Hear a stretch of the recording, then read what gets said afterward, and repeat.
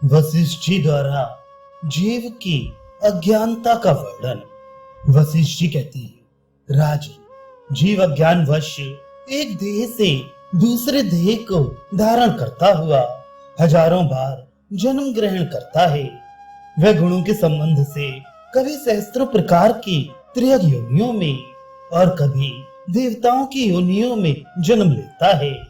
जैसे रेशम का कीड़ा अपने ही उत्पन्न किए हुए तंतुओं से अपने को सब ओर से बांध लेता है, उसी प्रकार ये निर्गुण आत्मा भी अपने ही प्रकट किए हुए प्राकृत गुणों से बन जाता है।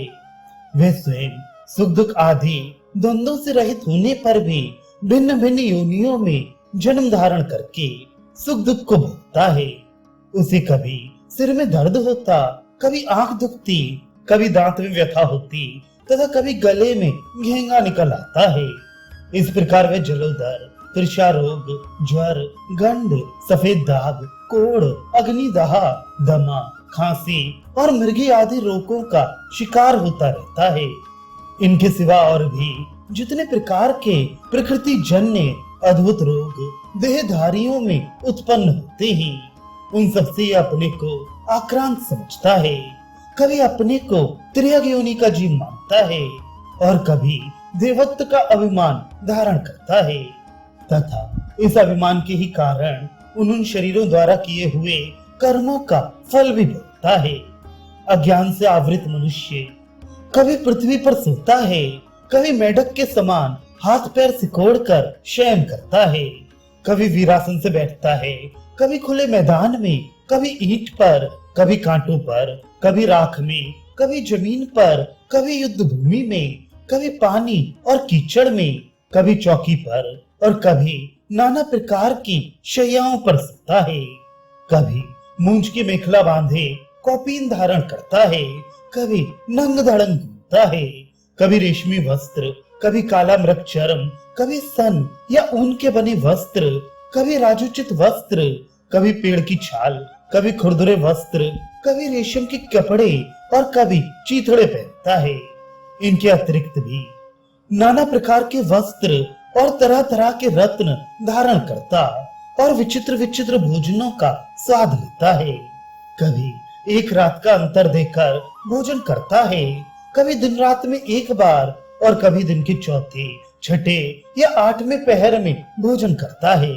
कभी 6 रात बिताकर, कभी 8 दिनों पर, कभी 7, 10 और 12 दिनों के बाद अन्न ग्रहण करता है तथा कभी 1 मास तक कुछ भी नहीं खाता।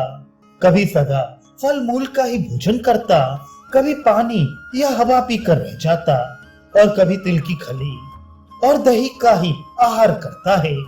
कभी कभी गोबर, गोमूत्र, साग, फूल, सेवा, सूखे पत्ते अथवा पेड़ से गिरे हुए फलों को ही खाकर या जल का आचमन मात्र करके जीवन निर्वाह करता है।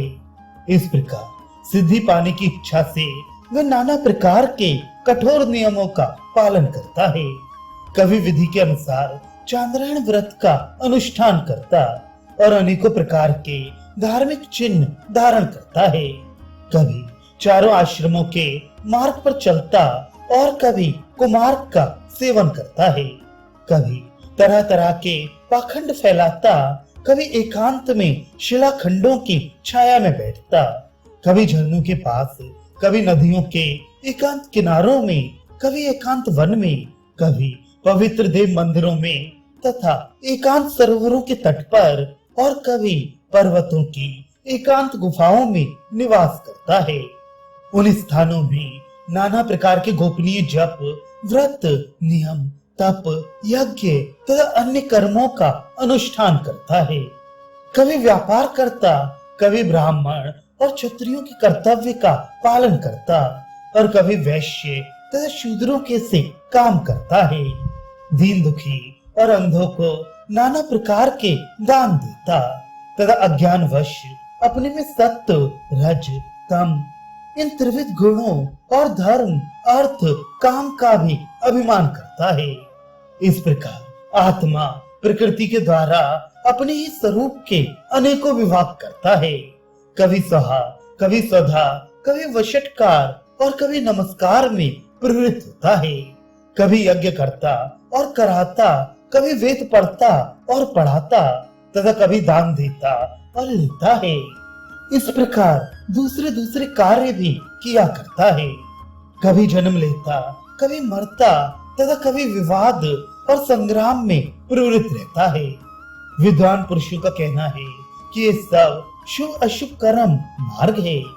जगत की सृष्टि और प्रलय प्रकृति देवी का ही कार्य है। जैसे सूर्य प्रतिदिन सायकाल में अपनी किरणों को समेट लेते हैं, वैसे ही जगत आत्मा प्रलय काल में इन गुणों का संहार करके अकेले रह जाते हैं। इस प्रकार ये सृष्टि और प्रलय का कार्य बारंबार चलता रहता है और आत्मा स्वयं गुणों से रहित होने पर भी प्रकृति के सहवास से लीला के लिए अपने में नाना प्रकार के मनोरम गुणों का अभिमान आरोप कर लेता है। सृष्टि और प्रलय जिसके धर्म है, उस प्रकृति को विकृत कार्यक्षम करके तीनों गुणों का स्वामी आत्मा कर्म मार्ग में प्रवृत्त होकर उस प्रकृति के द्वारा होने वाले प्रत्येक दुर्गुणात्मक कार्य को अपना मान लेता है। इस प्रकार प्रकृति की प्रेरणा से स्वभावतः सुख दुख आदि द्वंद्वों की पुनरावृत्ति होती रहती है, किंतु जीवात्मा अज्ञानवश ये मान बैठता है कि सब द्वंद्व मुझ पर ही आक्रमण करते हैं, इसलिए वह दुखी होता है।